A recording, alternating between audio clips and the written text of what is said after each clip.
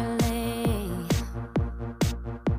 You follow what you feel inside. It's intuitive, you don't have to try. It comes naturally.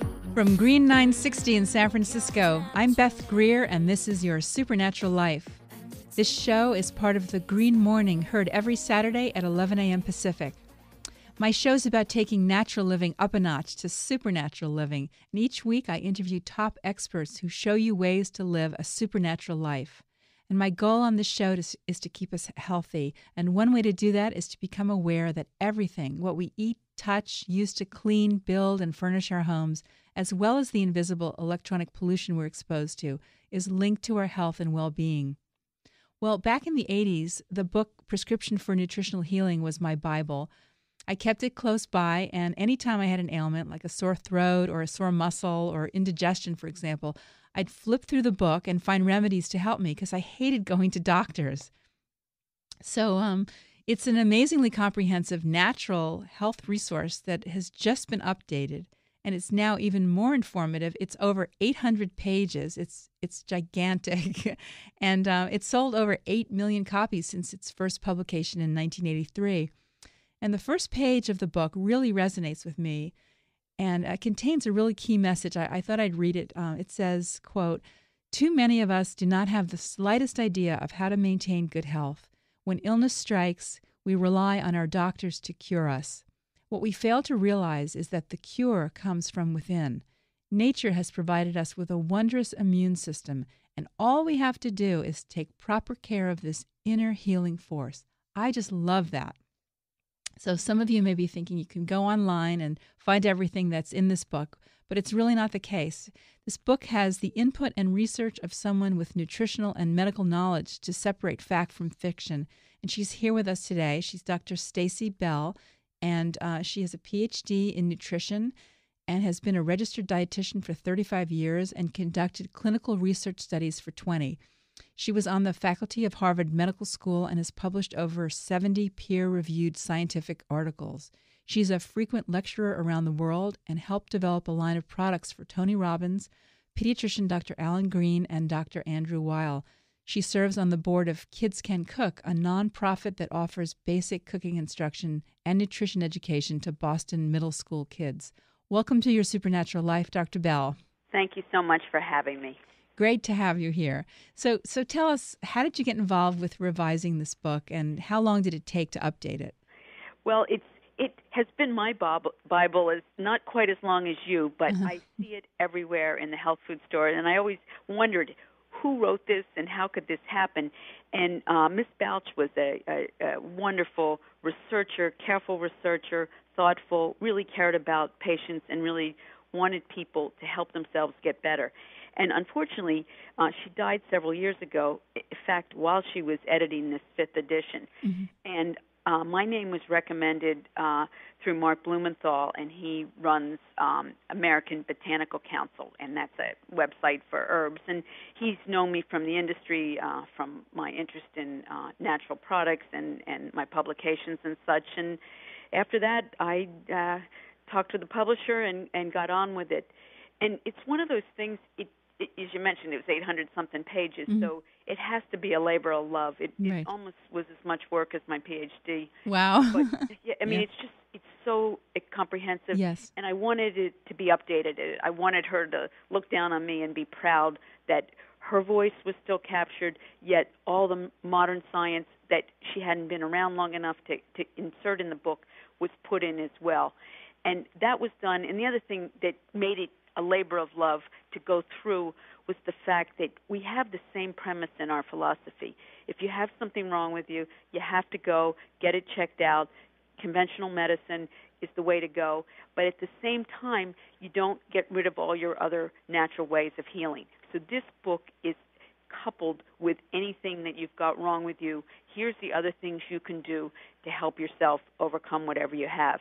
And if you don't have anything wrong with you, there's a chapter in there for you as well. How to maintain your health. That's great, yeah. But we both have that same philosophy. And, yes. I worked for years with patients, and I saw magic of medicine. But on the other hand, I wish this book was integrated more into our medical teachings and how we care for patients regularly. But you can do it yourself at home. Yes, definitely. It's really great. And so the book's been out since 1983. So what do you think has changed most over the past 20 years? Well, the good news for all of us is there are more studies on dietary supplements. And this is so important. I mean, I just hate when a physician, a huffy one, comes up to me and says, oh, there's just no science, it's riffraff, no one knows what they're talking about. You can't say that anymore. In fact, most of the publications on these herbs and other things that people take, vitamins and such, are published in medical journals, and a lot of them have really good results.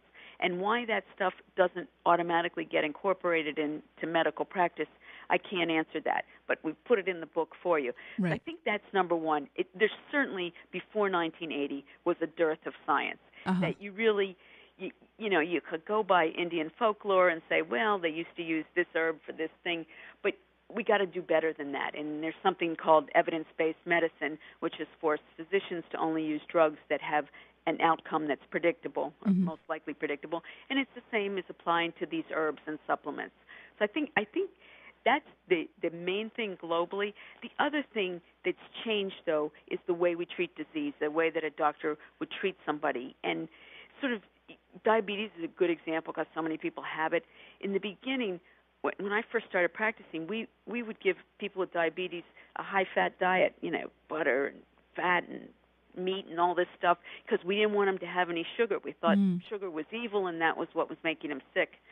Fast forward 40 years, turns out, in fact, the fats were making them sick. It was wrecking their heart and causing them to get heart attacks, and they didn't have any problem with the sugar or had less problems since the development of insulin.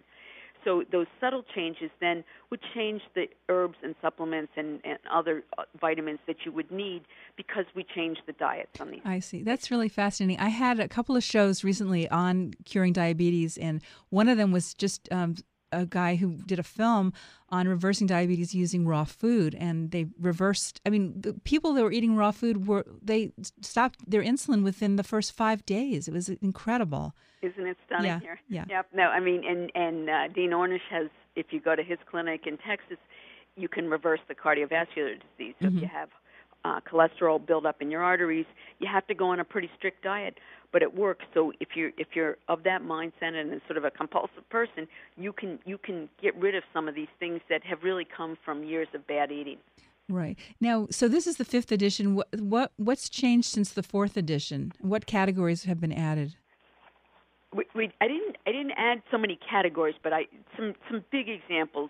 This diabetes thing, there's a new way of looking at the diet, and I mostly changed that. I didn't fuss so much with the supplements, but the diet I talked about lowering the fat, but also there's good carbs and bad carbs. And if some of your listeners are familiar with glycemic load of foods or glycemic index of foods, high glycemic index raise blood sugar, low glycemic index don't raise it as much.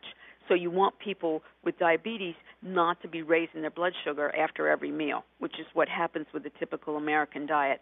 So I put in sections on that to get people organized. And the other thing that Ms. Balch and I had in common was that supplements can't cure everything. You still have to eat a proper diet and get some exercise as well as get proper medical care. And that's what those themes recur in every single chapter that we kept that going.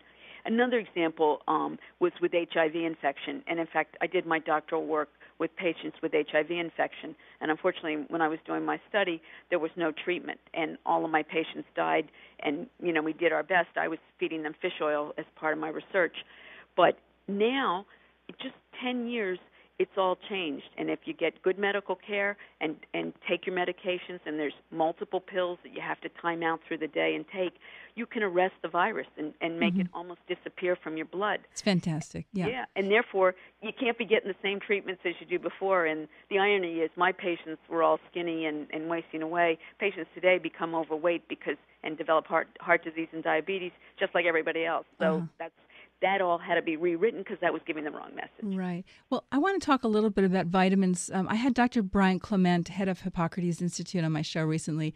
He said that 90% of the vitamins sold in stores, even health food stores, are made by pharmaceutical companies, and they're highly processed. And that his belief is that it's best to take vitamins made from whole food sources. And I want to know what your opinion is on that. Isn't that ironic? I'm reading his book now. Okay. Yeah, Right. so I'm certainly happy to talk on this. Okay.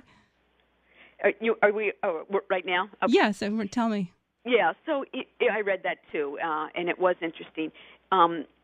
So there's a couple things. I just like first thinking about these questions at the 39,000-foot level. Do vitamin supplements help? And unfortunately, I can't pound on the table and tell you. I can tell you they help you during pregnancy and lactation, and you probably should be taking them at any time if a woman is in childbearing years. But everybody else, it's really not clear, although there's a lot of literature now on people looking that you have to keep your levels of vitamins up. Somehow, levels have been managed to be maintained when they're looked at specifically with these artificial vitamins. So you can believe what you want, but if you take a pill, a vitamin B6 pill off the shelf of a regular, Walmart, and your blood level goes up, all I can tell you is that it's bioavailable, you absorb it in the normal fashion, and it behaves in the right way. And that seems to happen with all the vitamins that we take. What he's talking about is taking natural sources, and what happens is you can't extract enough at a reasonable cost to get the right amount. And I don't know what the right amount is for all the vitamins. That's why we have a recommended dietary intake, and we have panels of very smart people updating these things every year. But that's the best guess we got. So what they offer at the Hippocrates is in fact these special vitamins where they give them in a prescribed amount. And you may look at it if you're used to taking 2 or 3 grams of vitamin C and not be able to get that from that natural source. But I'm not convinced yet, and there's certainly no studies showing that the stuff you're taking over the counter are bad, and there's no study showing that his version is superior. Okay. But that would be something that would be looked at in the future, hopefully. Okay. Well, we're going to take a short break, and when we come back, I want to talk also about a little bit more about vitamins before we move on to homeopathics and other things. So we'll be right back.